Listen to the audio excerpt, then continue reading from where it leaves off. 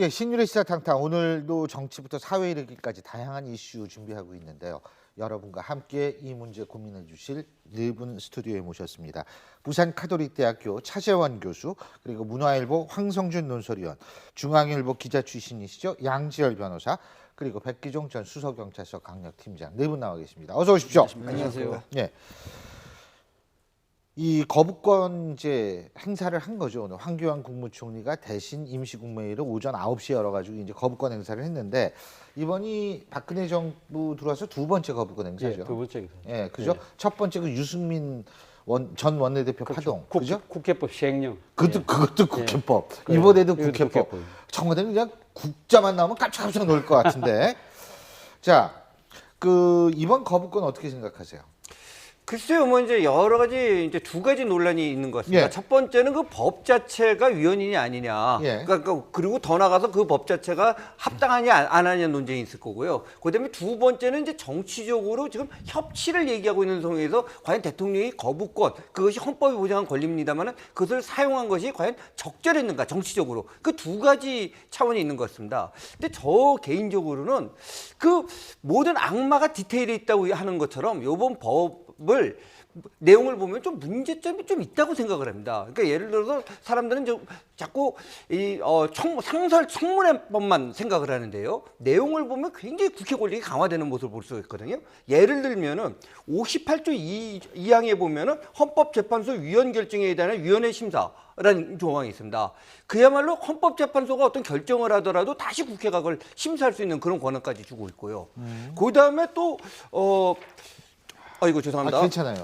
언론인 출신답게 그냥 준비를 너무 꼼꼼하게. 그다음에 127조 3항을 보면요. 국민권익위원회에 대한 고충 민원 조사 요구가 있는데요. 그건 좀 짚더라고요. 그거는. 그래, 즉 다시 말해서 어떤 민원을 갖다가 다시 국회가 그걸 심사할 수 있는 권한을 갖고 있거든요. 이렇게 예. 되면은 국회의원의 권력이 굉장히 막강해집니다. 그야말로 모든 민원을 갖다가 다룰 수 있고요. 그러니까 가만히 내용을 보면요.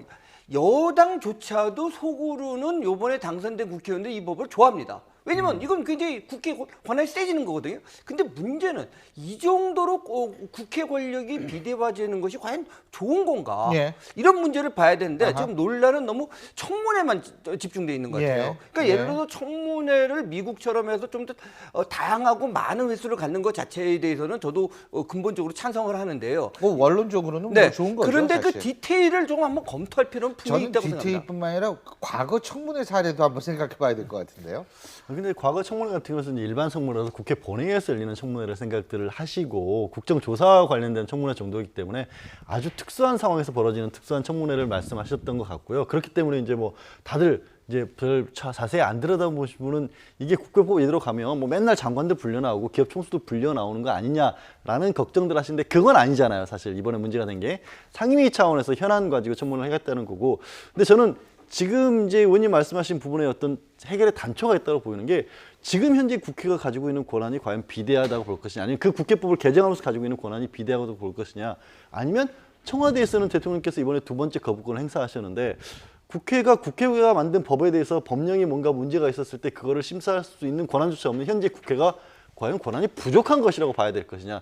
국회와 대통령과의 관계를 어떻게 설정하는지부터 먼저 전제 조건이 돼야 지금 두 차례 연 거부권 행사라든가 네. 아니면 국회의원들이 개정하려고 하는 국회법이 예. 옳고 그른지를 좀 따져볼 수 있을 것 같은데 현재 상태는 여러 번 얘기 나오지 않습니까? 지금 여당이 이 청와대에 뭐 이중되냐 이런 얘기까지 나오고 있는 상황인데 과연 국회가 또 비대하다고 볼 수 있을까요? 그런 생각도 듭니다. 저도 뭐 지금 상임위의 상시 청문회를 도입하는 부분에 저는 뭐 찬성적인 입장을 갖고 있습니다. 그런데 오늘 거부권 행사의 문제점은 그것도 뭐 그 법을 도입하느냐 안 하느냐 그 문제도 있지만 사실 오늘 왜 갑자기 그럼 임시 가기를 소집해서 했느냐의 문제입니다. 물론 정부 측 입장에서는 19대 국회 회기가 끝나니까 그러니까 그 안에 했을 모든 수 걸 있죠. 다 예. 정치자 그런 셈에서 앉아 땡겨서 했다고는 이야기를 합니다. 이야기를 하는데 저는 일종의 꼼수도 좀 놓여 있다고 생각을 하거든요. 사실 그러면 지금 이제 그러면 국회에서 재의결을 하려고 하면 19대에서 그러면 재의결을 그게 이제 이 끝을 문제예요. 내려고 하면 19대 국회에게 돌려줘야 됩니다. 그럼 지금 네. 사실 돌려준 셈은 맞지만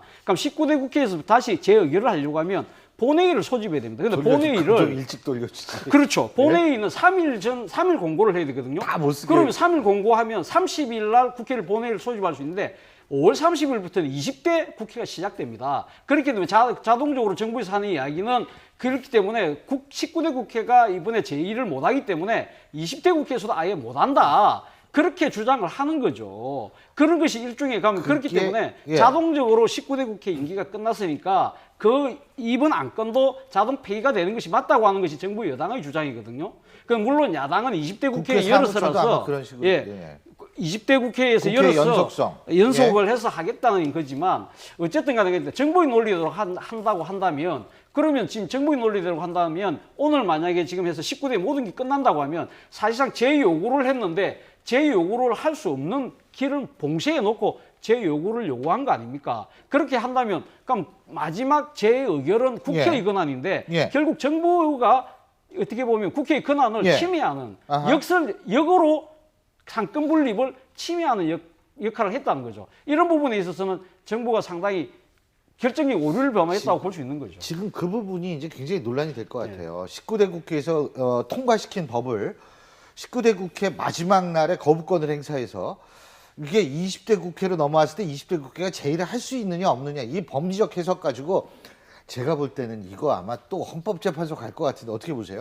글쎄요, 뭐 지금 뭐 여러 가지 헌법학자들이라든지 논란을 빚고 사람마다 있는데 얘기가 달라요. 예, 그러니까 이거를 갖다가 참 법리적으로만 따질 수는 없을 것 같습니다. 근데 네. 이제 아까 양 변호사님이 말씀하신 거에 전제는 저도 동의를 해요. 근데 결론은 조금 다른 생각을 네. 하고 있는데 결국은 지금 이 문제는 우리나라 헌법에 대한 법률적인 것이 아니라 대한민국 헌정 체제에서 국회와 그러니까 행정부의 그 권한의 싸움이거든요. 그럼 과연 지금 지금 양 변호사님은 지금 국회가 부족한 권력을 좀 가졌다는 쪽으로 말씀하신 걸로 제가 이해했는데 저는 조금 현재 국회가 점점 과도한 권력을 갖고 있다는 입장을 갖고 있습니다. 개인적으로.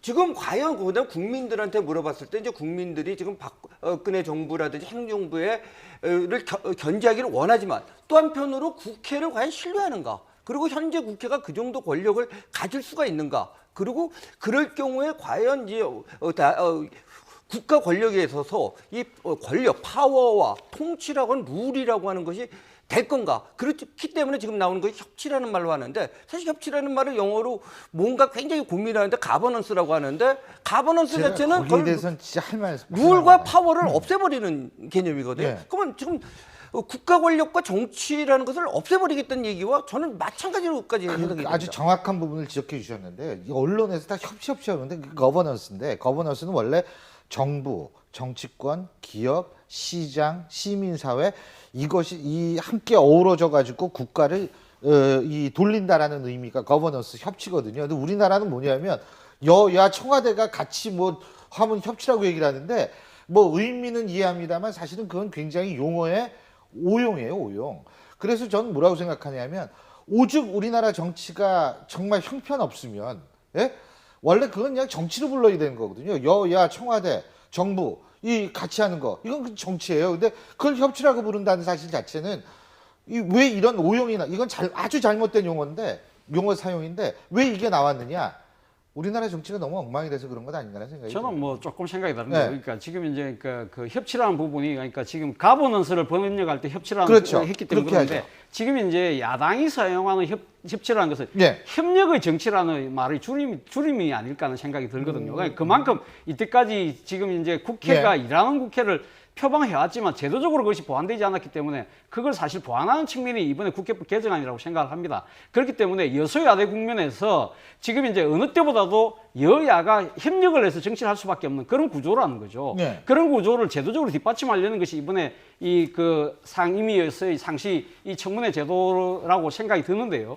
근데 사실 오늘 지금 현재 아까도 제가 말씀드렸지만 오늘 왜 임시가기에서 그렇게 지금 그 서둘러서 했느냐? 이거는 19대 국회 임기 내에서 그러니까 더 이상 재의결을 못하도록 국회에서 원천 봉쇄하려고 하는 데서 상당히 기인했다고 생각을 하거든요. 근데 예. 문제는 지금 헌법상으로 봤을 때 이 지금 제2요구권은 대통령만 행사할 수 있습니다. 근데 지금 대통령이 어디 계시죠? 대통령은 지금 외국에 계시거든요. 아프리카에 계시죠. 아프리카에 계시고 오늘은 임시가기에서 한 거는 예. 정부가 그 권한을 행사한 거거든요. 예. 위헌 정당 심판 해산권 같은 경우는 정부가 행사할 수 있습니다. 그러나 이 지금 이제 이 대통령의 제2요구권은 대통령이 오롯이 본인이 직접 해야 한다는 것이 헌법상의 정신이거든요. 그런 측면에서 보면 상당히 헌법 정신에도 반하는 조치를 했다는 것이 아하. 지금 법률학자들의 얘기입니다. 예. 저는 차 교수님의 의견에 솔직히 시간이 좀 동의를 있으시네요. 조금 안 하는데요.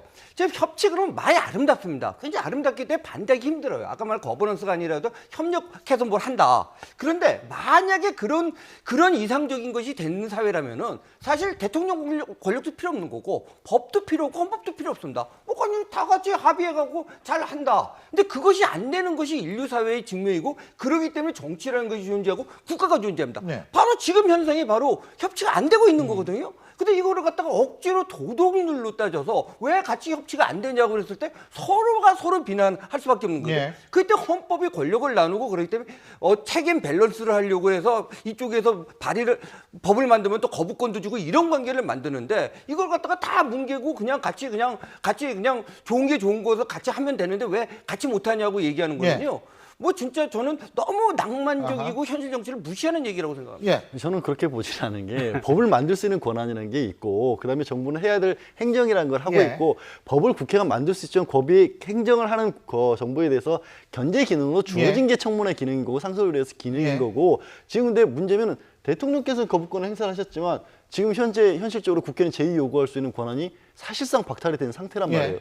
그리고 지난번 국회법 때 문제가 있었냐면 국회에서 만든 법조차도 행정부에서는 다른 방향으로 가고 있을 때 그것조차도 국회가 바로잡을 수 있는 그게 아무것도 없어요. 도구가 없어요. 지금 국회가 지금 정부에서는 이거를 만들어놨을 때 지나친 견제가 된다라고 얘기를 하셨는데 현재 국회가 정부를 견제할 수 있는 권한이 뭐가 있습니까? 저는 청문회 단계 이외에서 국정감사에서는 국정조사. 제대로 된 조사가 이루어진 적이 거의 없잖아요. 그리고 그러다 보니까 공무원들이 서류 들고 나오는 국정감사를 하고 있는데 그걸 하지 않기 위해서 이번에서 상임위 당국에서 실무자 청문회를 하겠다는 근데 거죠. 저는 그 질문 하나만.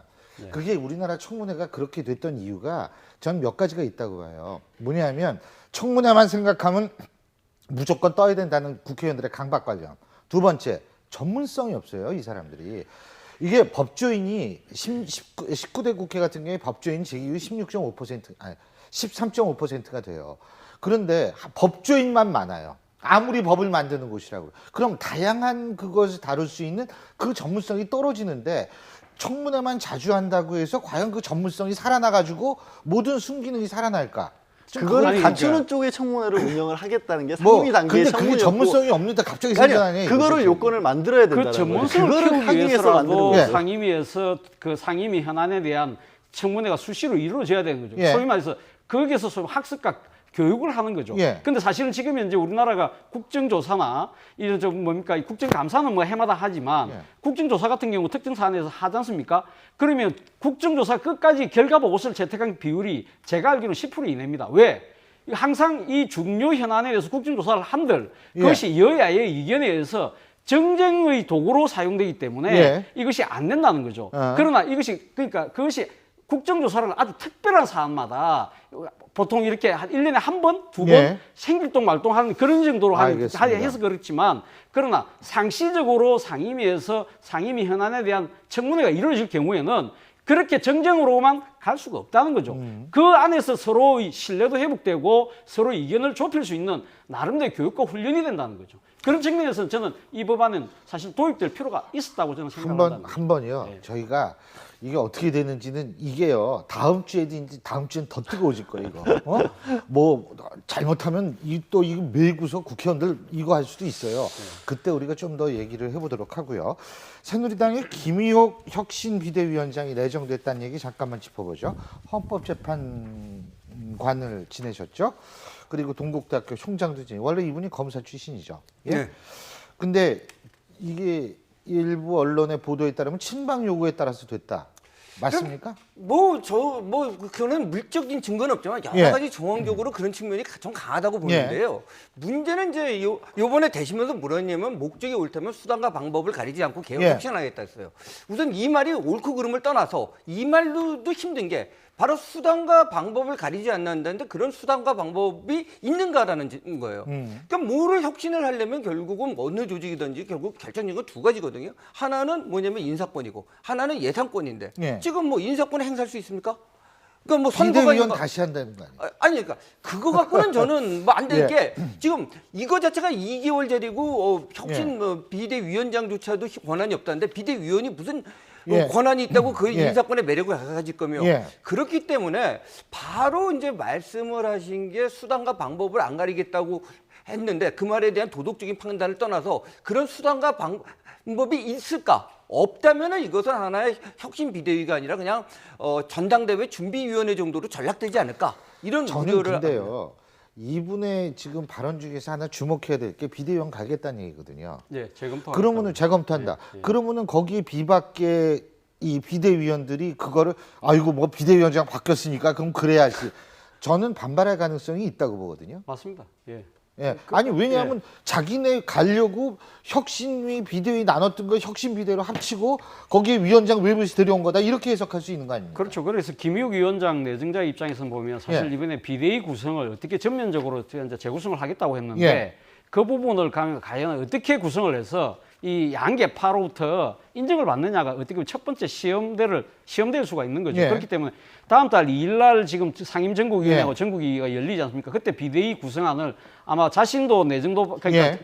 그 받아야 되고 그 권한으로 해서 이제 지금 비대위 구성안도 미리 그 전에 아마 내놔야 될 겁니다. 예. 내놔야 될 거기 때문에 그 부분을 어떻게 할 것이냐 문제인데 그렇죠. 사실 그 지금 김의옥 그 지금 위원장이 당내 사정을 거의 모르지 않습니까? 예. 지금 이 정치에 대해서는 본인 스스로가 문외한이라는 그 표현을 사실이죠. 썼는데 법조인 출신이니까. 예, 그렇죠. 그러니까 당내에서 어떤 사람들이 있는지도 제대로 잘 모를 겁니다. 이렇게 된다면 결국은 양계파 이야기를 들을 수밖에 없는 상황인데 예. 그것이 일종의 이 절충형 형식으로 간다고 해서 과연 그것이 계파들 그렇죠. 양계파가 받아들일 것이냐 문제거든요. 그럼에도 불구하고 근데 왜 예. 그럼 김의옥 씨를 그러니까 위원장으로 내정을 예. 했느냐? 이것은 바로 새누리당의 고육지책이라는 거죠.